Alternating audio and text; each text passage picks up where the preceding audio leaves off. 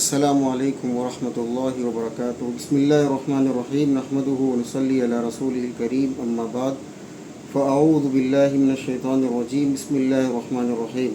سوال اور جواب کی نشست میں آپ کا استقبال۔ سب سے پہلا سوال ہے، فیروز صاحب بہرائچ سے پوچھتے ہیں کہ مفتی صاحب ایک مولانا ہیں، امید ہے آپ بھی جانتے ہوں گے، انہوں نے ایک دعا بتائی کہ جہاں کہیں درد ہو وہاں ہاتھ رکھ کے یہ پڑھیں، دادا صاحب کی گھوڑی وہی اندھیری رات ETC، اس کے بارے میں کچھ بتائیے۔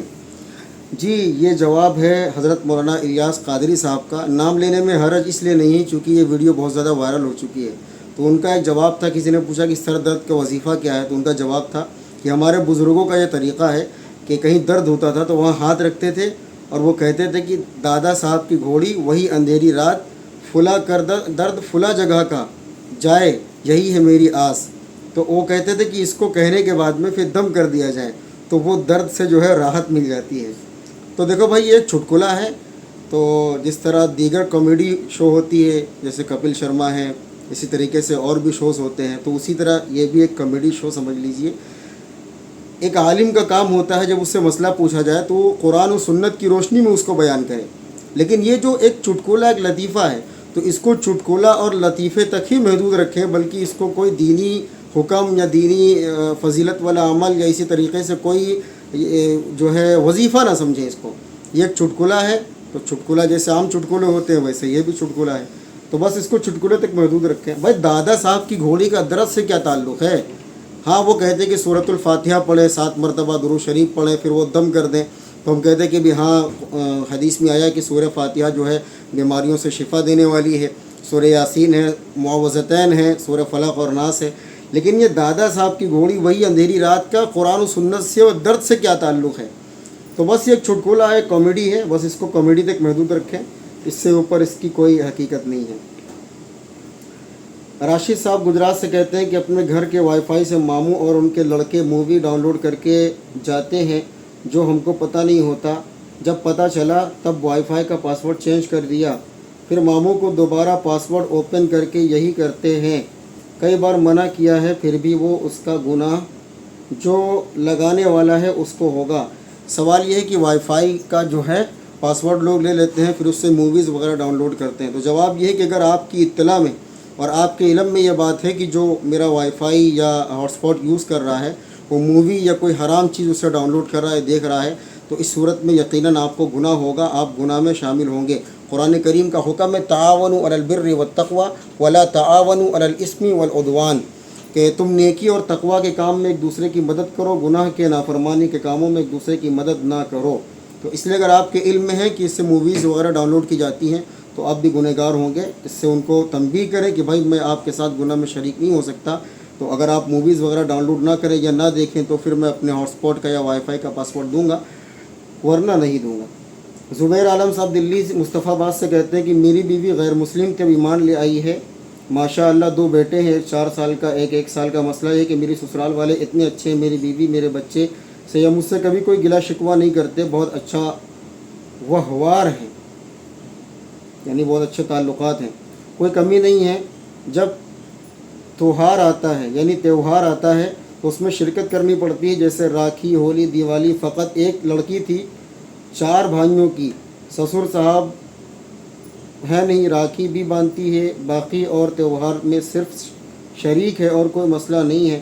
باقی میرے سسرال والے کیا کرتے ہیں کیا نہیں ان کا اپنا ایک دھرم ہے، باقی میری اہلیہ کو کوئی مطلب نہیں ہے۔ مفتی صاحب اس کا جواب آپ آڈیو میں بھی دینا اور ویڈیو میں بھی دینا۔ بھائی ویڈیو میں دے سکتے ہیں، آڈیو خود بنا لیجئے گا۔ آپ کا سوال یہ کہ آپ کی بیوی جو ہے وہ نو مسلمہ ہے، آپ نے شادی کی، اچھے تعلقات ہیں، سسرال والے بھی آپ کو یعنی کوئی گلا شکوہ نہیں کرتے، اچھی بات ہے، بہت اچھی بات ہے۔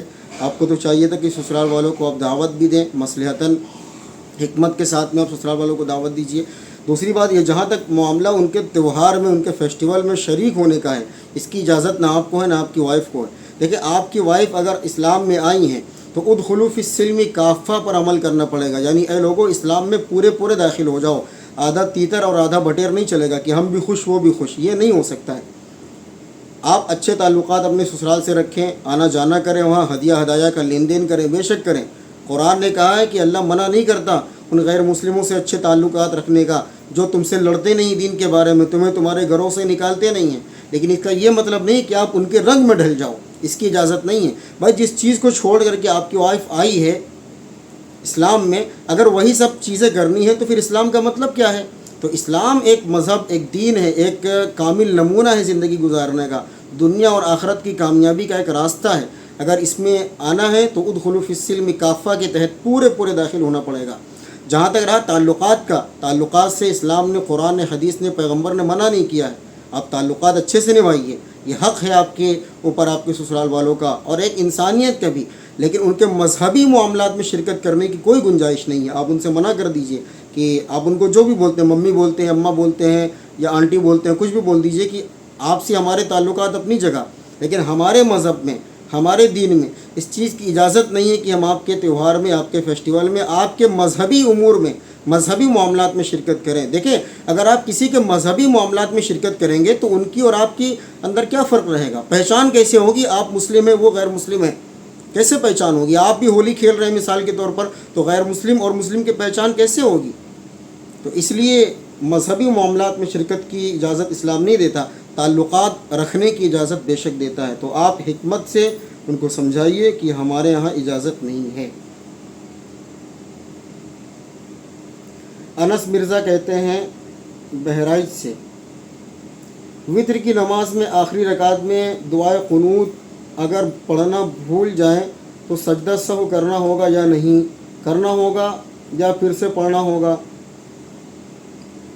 بنا پڑھے اگر بھول گئے پڑھنا تو ہو جائے گا، اس کے بارے میں حضرت بتائیے۔ اتنا کمپلیکیٹڈ سوال لکھ دیتے ہو کہ میں پڑھ کے پھر سے پڑھنا پڑتا ہے۔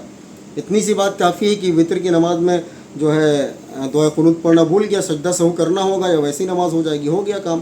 دیکھیں، اگر دعائے قنوت جان بوجھ کر کے چھوڑی تب تو نماز نہیں ہوگی، سجدہ سہو سے بھی، لیکن اگر انجانے میں چھوٹ گئی، بھول گئے، آپ رکوع میں چلے گئے، اتحیات میں چلے گئے، سلام پھیرنے سے پہلے اگر آپ کو یاد آتا ہے تو آپ سلام پھیر کر کے ایک سلام پھر 2 سجدے کریں، یعنی سجدے سہو آپ کا ہے وہ، تو 2 سجدہ کریں گے، پھر اس کے بعد اتحیات درود شریف پڑھ کے سلام پھیریں گے تو آپ کی نماز ہو جائے گی۔ اور اگر آپ نے یعنی نہیں سجدہ سہو کیا تو پھر آپ کو نماز دہرانی پڑے گی۔ اچھا، کیا حال ہے جناب؟ وعلیکم السلام، خیریت انشاءاللہ۔ آج میرا کوئی سوال نہیں ہے پر دعا کی طلب ہے، مجھے میرے حق میں دعا کر دیجیے گا جناب۔ اللہ آپ کو خوش رکھے، دنیا آخرت کی کامیابی نصیب فرمائے۔ مفتی صاحب، کیا مکہ کی زمین پر ہوٹل وغیرہ بنا کر کرایہ لینا حرام اور سود ہے؟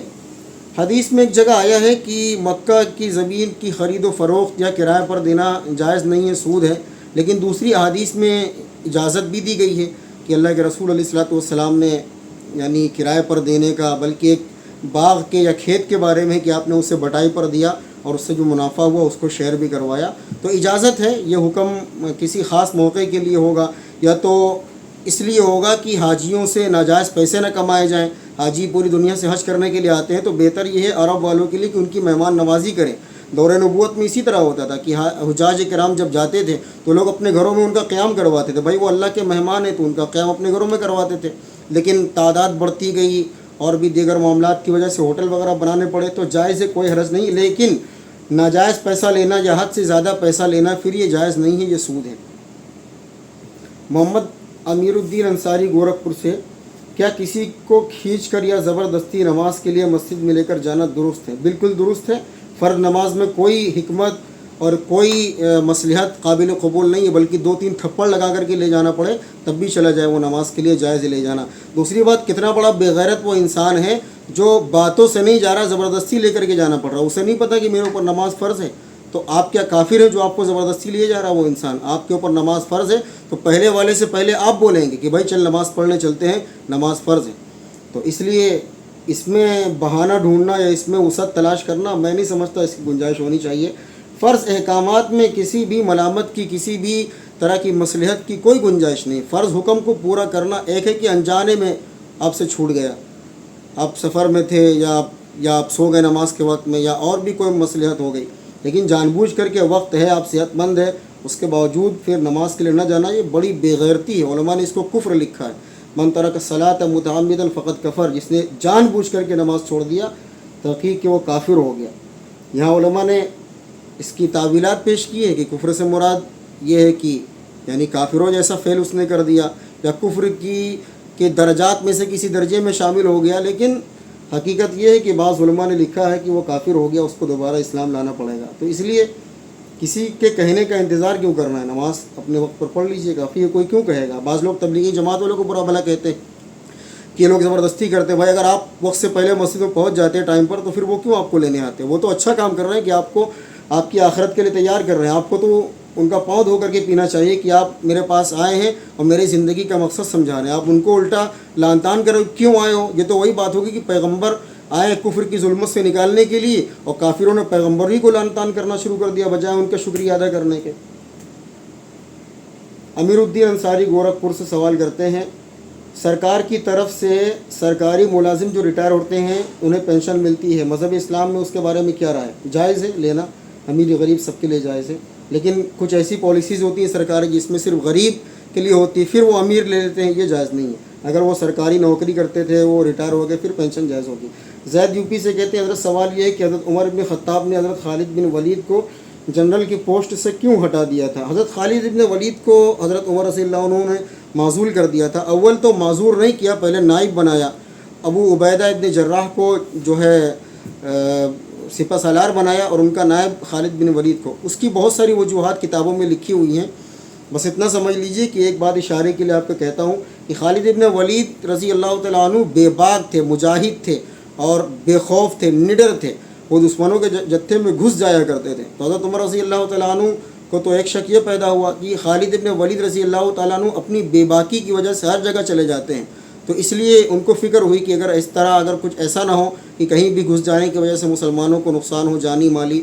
دوسری بات یہ تھی کہ یہ مسلمان شخصیت پرستی میں نہ مبتلا ہو جائے، کہ حضرت خالد سے ان کے عقیدے جڑ جائیں کہ خالد جس جنگ میں ہوتے ہیں وہ جنگ فتح یابی اس کو نصیب ہوتی ہے، تو اس لیے اور بھی وجوہات کی وجہ سے معزول کر دیا تھا۔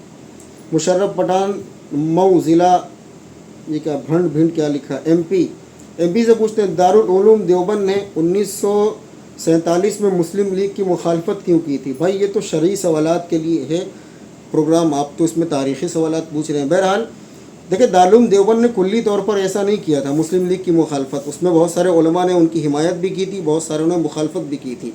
مولانا حسین احمد مدنی وغیرہ نے مخالفت کی تھی، مولانا اشرف علی تھانوی وغیرہ نے حمایت کی، تو یہ کہنا کہ دارالعلوم دیوبند نے مخالفت کر دی، یہ صحیح نہیں ہوگا۔ دوسری بات، جو علماء تھے جن کو لگا کہ نئی مسلم لیگ کو سپورٹ کرنا چاہیے، ان کے جو افکار تھے، جو نظریات تھے، جو نیت تھی، وہ بالکل درست تھی۔ مسلمان دو حصوں میں تقسیم ہوں گے، کمزور پڑ جائیں گے، نہ یہاں کے رہیں گے نہ وہاں کے رہیں گے، اور آج ہو بہو یہی ہو رہا ہے۔ مسلمان ہندوستان میں بھی پریشان حال ہے، اور وہاں جو کہ ان کو آزادی ملی تھی، وہ اسلام کے نام پر جو خطہ لیا تھا، آج امریکہ کی وہاں پر حکومت ہے۔ خود پاکستانی یہ بات کہتے ہیں کہ قائد اعظم نے تو ملک کو آزاد کرایا تھا، لیکن آزادی کے بعد ہمیں غلامی مل گئی۔ ہمارے ملک کا جو پرائم منسٹر ہے وہ تو شہباز شریف ہے، لیکن حکومت ہمارے اوپر امریکہ کر رہا ہے۔ آج وہاں کے حالات دیکھ لیجئے کیا حالات ہیں، تو مسلمان نہ وہاں کا رہا نہ یہاں کا رہا، اگر ایک ہوتے تو پھر کتنے اچھے ہوتے۔ تو اس لیے باقی جو وہاں گئے تھے ان کی جو بھی نیت تھی وہ ان سے پوچھنا پڑے گا۔ باقی جنہوں نے مخالفت کی تھی وہ اسی لیے کی تھی کہ مسلمان دو حصوں میں تقسیم نہیں ہونا چاہیے، اگر مسلمان دو حصوں میں تقسیم ہو جائے گا تو کمزور پڑ جائے گا ہر اعتبار سے۔ اور ہندوستان کے اندر ان کی تاریخ ہے، مساجد ہیں اور مدارس ہیں، اسی طریقے سے ان کی پوری تاریخ یہاں پر موجود ہے۔ ان مساجد کا کیا ہوگا، ان مدارس کا کیا ہوگا، ان مساجد کے اندر کے گھنٹے بجیں گے۔ تو اس لیے علماء نے کہا کہ بھائی آپ ہندوستان میں ہی رہیں۔ اب بعد میں کیا ہوا، انہوں نے جو معاہدے کیے تھے وہ اس پر کھرے اترے نہیں اترے وہ بات کی بات ہے، لیکن اس وقت میں ان کی نیت تو بالکل درست تھی، اس میں کوئی شک و شبہ نہیں ہے۔ بہرحال اللہ تعالیٰ ہم سب کو عمل کی توفیق عطا فرمائے۔